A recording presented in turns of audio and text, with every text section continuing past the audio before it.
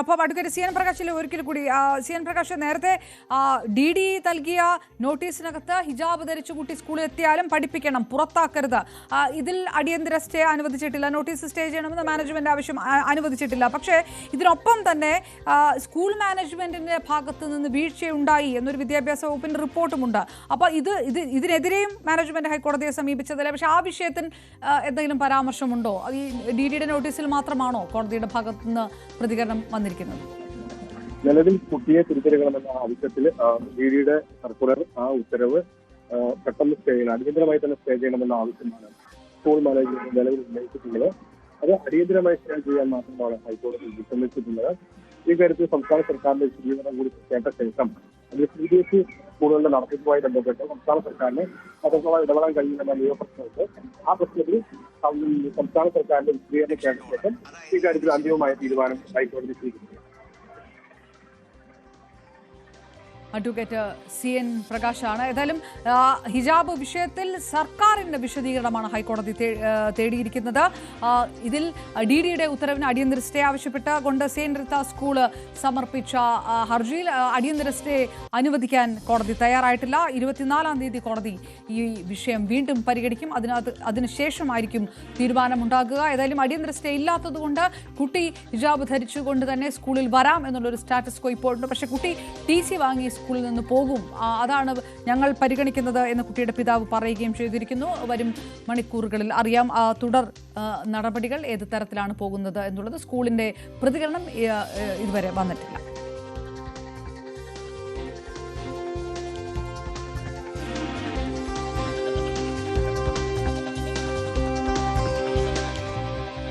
Palluruthy saint റിത്ത സ്കൂളിലേക്ക് ഇനി മകളെ വിടുന്നില്ല എന്നുള്ള നിലപാടാണ് കുട്ടിയുടെ പിതാവ് സ്വീകരിച്ചിരിക്കുന്നത്. സംഘർഷഭരിതമായ സാഹചര്യത്തിൽ കുട്ടിയുടെ TC വാങ്ങുകയാണെന്ന് പിതാവ് മാധ്യമങ്ങളോട് പറഞ്ഞു.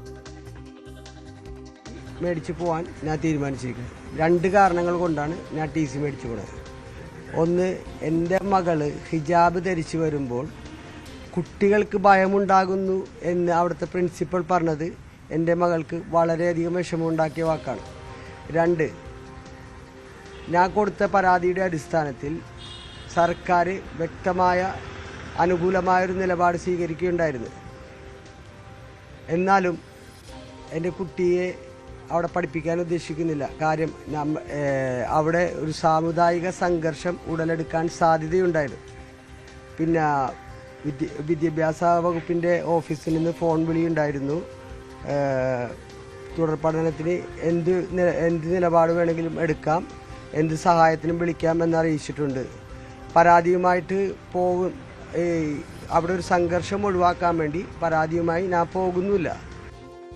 മാനേജ്മെന്റ് നിലപാടിനെതിരെ രംഗത്ത് വന്ന വിദ്യാഭ്യാസ മന്ത്രി കുട്ടി സ്കൂളിൽ നിന്ന് പോകുന്നതിന് കാരണക്കാരായവർ മറുപടി പറയേണ്ടി വരുമെന്ന് പ്രതികരിച്ചു. ശിരോവസ്ത്രം ധരിച്ച അധ്യാപികയാണ് വിദ്യാർത്ഥിക്ക് ശിരോവസ്ത്രം അനുവദിക്കാൻ കഴിയില്ല എന്ന് പറയുന്നത്. അത് വിരോധാഭാസമാണെന്നും മന്ത്രി പറഞ്ഞു. കുട്ടി എന്ത് കാരണത്തിന്റെ അടിസ്ഥാനത്തിലാണ് സ്കൂൾ വിട്ട് പോകുന്നത് എന്നുള്ള കാര്യം പരിശോധന വിധേയമാക്കേണ്ടതായിട്ടുണ്ട്. അതിന് കാരണക്കാരായവർ തീർച്ചയായിട്ടും ഗവൺമെൻറ്റിനോട് മറുപടി പറയേണ്ടി വരും. കുട്ടിക്ക് എന്തെങ്കിലും മാനസിക സംഘർഷത്തിൻ്റെ പേരിൽ എന്തെങ്കിലും ബുദ്ധിമുട്ടുണ്ടായാൽ അതിൻ്റെ പൂർണ്ണ ഉത്തരവാദി സ്കൂൾ അധികാരികളായിരിക്കും. ഭരണഘടനയും അതുപോലെ തന്നെ വിദ്യാഭ്യാസ അവകാശ നിയമങ്ങളും ദേശീയ വിദ്യാഭ്യാസ നിയമങ്ങളും എല്ലാം ഉണ്ട്. അതിൻ്റെ അടിസ്ഥാനത്തിൽ മാത്രമേ വിദ്യാഭ്യാസം ചെയ്യുന്നതിന് വേണ്ടി കഴിയുകയുള്ളൂ. ഇവിടെ നമുക്ക് കാണാൻ ഒരു അത്ഭുതകരമായ കാര്യമാണ്. ശിരോവസ്ത്രം ധരിച്ചുകൊണ്ടുള്ള നിൽക്കുന്ന ടീച്ചറാണ് പിന്നെ കുട്ടിയോട് പറഞ്ഞത് ശിരോവസ്ത്രം ധരിക്കാൻ വേണ്ടി പാടില്ല. അതൊക്കെ ഒരു വിരോധാഭാസമായിട്ട് മാത്രമേ നമുക്ക് കാണുന്നതിന് വേണ്ടി കഴിയൂ. അതേസമയം സ്കൂളിലെ നിയമങ്ങൾ പാലിച്ചു വന്നാൽ കുട്ടിക്ക് സ്കൂളിൽ തുടർന്നും പഠിക്കാമെന്ന് പ്രധാന അധ്യാപിക സിസ്റ്റർ ഹെലിന ആൽബി പറഞ്ഞു. കുട്ടി സ്കൂളിൽ നിന്ന് പോകുന്നത് സംബന്ധിച്ച് അറിയില്ലെന്നും പ്രിൻസിപ്പൽ കൂട്ടിച്ചേർത്തു. ബഹുമാനപ്പെട്ട വിദ്യാഭ്യാസ മന്ത്രി ശിവൻകുട്ടി സാറും അദ്ദേഹത്തിന്റെ സെക്രട്ടറിയും ആദ്യ ദിനങ്ങളിൽ സ്കൂളിന്റെ കാര്യങ്ങൾ അന്വേഷിച്ച് വസ്തുതകൾ ആരാഞ്ഞിരുന്നു. ഒരു വിദ്യാലയവും വിദ്യാഭ്യാസ വകുപ്പിന്റെ സഹകരണങ്ങൾ ഇല്ലാതെ നല്ല രീതിയിൽ നടന്നു പോവുക ക്ലേശകരമായിട്ടുള്ള ഒരു കാര്യമാണല്ലോ. ഇന്നോളം നൽകിയ എല്ലാ സപ്പോർട്ടിനും ബഹുമാനപ്പെട്ട വിദ്യാഭ്യാസ മന്ത്രി ശിവൻകുട്ടി സാറിന് നന്ദി അറിയിക്കുന്നു. ഇവിടുത്തെ ഈ സ്കൂളിലെ നിയമങ്ങളും നിബന്ധനകളും അനുസരിച്ച് ഞങ്ങളുടെ വിദ്യാർത്ഥിനി വന്നാൽ ആദ്യ ദിനം വന്ന അതേ സ്നേഹത്തിൽ വിദ്യാഭ്യാസം പൂർത്തിയാകുമ്പോളം ആ കുഞ്ഞിനെ വിദ്യ നൽകാൻ ഞങ്ങൾ തയ്യാറാണ്. We are wholeheartedly ready for that. We hope the best will happen. Saint റീറ്റാസിലെ കുട്ടികൾക്ക് ഞങ്ങളാൽ ആവും വിധം നൽകിക്കൊണ്ടിരിക്കുന്നത് ഒരു fully Indian way of education ആണ്. കോടതിയുടെ മുന്നിലിരിക്കുന്നതാണ് പല വിഷയങ്ങളും. ഇപ്പോൾ പറയാൻ ഞാൻ അതിന് മുതിരുന്നില്ല. നിയമം അതിന്റെ വഴിക്ക് തന്നെ പോകട്ടെ. കോടതിയെയും സർക്കാരിനെയും എന്നും ബഹുമാനിച്ചിട്ടാണ് പോയിട്ടുള്ളത്. അത് തുടരുകയും ചെയ്യും. കൊച്ചി പള്ളുരുത്തി സെന്റ് റീത്ത സ്കൂളിലെ ഹിജാബ് വിവാദത്തിൽ മന്ത്രി ശിവൻകുട്ടി മാപ്പ് പറയണമെന്ന് കത്തോലിക്ക കോൺഗ്രസ് ആവശ്യപ്പെട്ടു. ക്രൈസ്തവ വിഭാഗത്തെയും ക്രൈസ്തവ സന്യാസിനികളെയും അവഹേളിക്കുന്നതാണ് ശിവൻകുട്ടിയുടെ പ്രസ്താവന. ചില മതമൌലികവാദികളുടെ വാക്കുകളാണ് മന്ത്രി കടമെടുക്കുന്നതെന്നും പ്രശ്നം ഇത്രയും വഷളാക്കിയതിന് ഏക ഉത്തരവാദി മന്ത്രി ശിവൻകുട്ടിയാണെന്നും കത്തോലിക്ക കോൺഗ്രസ് വിമർശിച്ചു. ഹിജാബ് വിവാദത്തിൽ സർക്കാരിനെതിരെ ഒളിയമ്പുമായി ആർച്ച് ബിഷപ്പ് മാർ തോമസ് തറയിൽ. ചില അഴിമതികളിൽ നിന്ന് ശ്രദ്ധ തിരിക്കാനുള്ള നീക്കമാണിത്. മതേതര പാർട്ടികൾ വോട്ട് കിട്ടാൻ വേണ്ടി സമുദായങ്ങളെ വർഗീയമായി ഭിന്നിപ്പിക്കാൻ ശ്രമിക്കുന്നുവെന്നും ആർച്ച് ബിഷപ്പ് മാർ തോമസ് തറയിൽ പറഞ്ഞു. വ്യവസ്ഥാപിത നിയമത്തെ വെല്ലുവിളിച്ച് ഒരു സ്കൂളിന് മാത്രം സ്വന്തമായി ഒന്നും ചെയ്യാൻ പറ്റില്ല എന്ന് സമസ്ത നേതാവ് അബ്ദുൾ സമദ് പൂക്കോട്ടൂർ. തലമറയ്ക്കണമെന്നത് ഇസ്ലാം പെൺകുട്ടികളുടെ അവകാശമാണ്. തട്ടത്തിന്റെ കളർ സ്കൂളിന് തീരുമാനിക്കാം. ചന്ദനക്കുറി ഇട്ട് വരരുത് എന്ന് പറയാൻ പറ്റുമോ എന്നും പൂക്കോട്ടൂർ ചോദിച്ചു. തന്നെ പ്രശംസിച്ച സമസ്ത നിലപാടിന് മന്ത്രി ശിവൻകുട്ടി നന്ദി പറഞ്ഞതോടെ മറ്റൊരു മാനത്തിലേക്ക് കൂടി കടക്കുകയാണ് ഹിജാബ് വിവാദം. ആ ഡയറിയിൽ ഇങ്ങനെ തലയിൽ തട്ടമിടരുത് എന്ന് പറഞ്ഞിട്ടില്ല. സ്കൂളിന്റെ യൂണിഫോം കുട്ടികൾ ധരിക്കണം എന്ന നിർബന്ധമേ അതിൽ പറഞ്ഞുള്ളൂ.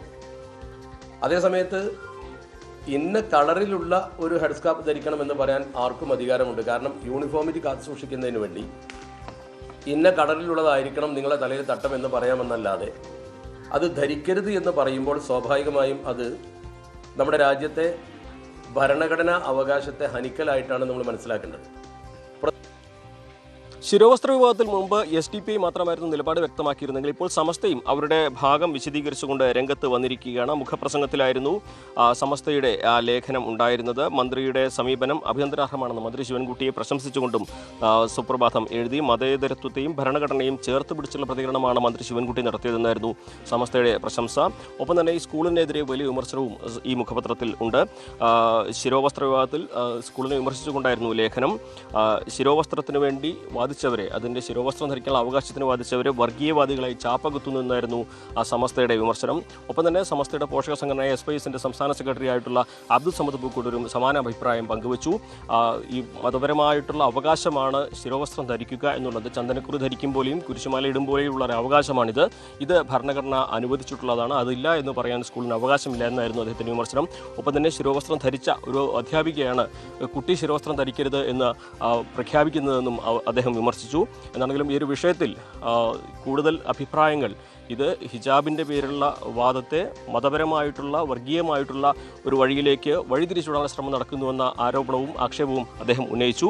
പ്രത്യേകിച്ച് ഓരോ സമുദായത്തിനും അവരുടേതായ മതപരമായ ആചാരങ്ങളും അനുഷ്ഠാനങ്ങളും ഉണ്ട്. ആ ആചാരാനുഷ്ഠാനങ്ങളെ അനുവദിച്ചു കൊടുക്കുന്ന ഭരണഘടനാ രേഖയാണ് നമ്മുടെ ആർട്ടിക്കിൾ 25 വ്യക്തമായി സൂചിപ്പിച്ചിട്ടുള്ളത്. അതുകൊണ്ട് തന്നെ പറ്റില്ല എന്ന് പറയാനാകില്ലല്ലോ. പക്ഷേ ഈ വിഷയം ഒരു വർഗീയമായി കാണേണ്ടതോ അതല്ലെങ്കിൽ കേരളത്തിൽ വരാൻ പോകുന്ന ഒരു തെരഞ്ഞെടുപ്പിൻ്റെ പശ്ചാത്തലത്തിൽ വർഗീയ ധ്രുവീകരണം ഉണ്ടാക്കി ഒരു ഇലക്ഷനിലുള്ള ഒരു പോളറൈസേഷൻ ആരെങ്കിലും ആഗ്രഹിച്ചുകൊണ്ട് നടത്തുന്നതാണെങ്കിൽ അതിലാരും വീണു പോകരുത്. മറിച്ച് ഇത് മതവിശ്വാസികളുടെ അവകാശത്തെ ഹനിക്കുന്ന പ്രവർത്തനമായി തന്നെ നമുക്ക് കാണേണ്ടിയും വരും. അതേസമയം മന്ത്രി ശിവൻകുട്ടി ആ വിഷയത്തിൽ സമസ്തയുടെ അഭിപ്രായത്തെ മാനിച്ചുകൊണ്ടാണ് അദ്ദേഹത്തിൻ്റെ പ്രതികരണം നടത്തിയത്. കുട്ടിയുടെ കാര്യത്തിൽ സ്വീകരിച്ചിരിക്കുന്ന നിലപാട് അദ്ദേഹം വ്യക്തമാക്കി. കുട്ടിക്ക് സ്കൂളിൽ പോകാനുള്ള എല്ലാ അവകാശവുമുണ്ട്. സമസ്തയുടെ അഭിനന്ദനത്തിന് നന്ദി പറഞ്ഞുകൊണ്ട് അദ്ദേഹം ഇക്കാര്യങ്ങൾ പറഞ്ഞു. ആരുടെ വീഴ്ച മൂലമാണ് ഈ കുട്ടി പോകാത്തത് എന്ന് അന്വേഷിക്കുമെന്നായിരുന്നു അദ്ദേഹത്തിൻ്റെ നിലപാട്. കുട്ടിയുടെ പ്രശ്നമാണെങ്കിലും സംരക്ഷണം നൽകുക എന്നതാണ് സർക്കാരിൻ്റെ നിലപാടെന്നും അദ്ദേഹം വ്യക്തമാക്കി. ഇവിടെ നമുക്ക് കാണാൻ ഒരു അത്ഭുതകരമായ കാര്യമാണ്. ശിരോവസ്ത്രം ധരിച്ചുകൊണ്ടുള്ള നിൽക്കുന്ന ടീച്ചറാണ് പിന്നെ കുട്ടിയോട് പറഞ്ഞത് ശിരോവസ്ത്രം ധരിക്കാൻ വേണ്ടി പാടില്ല.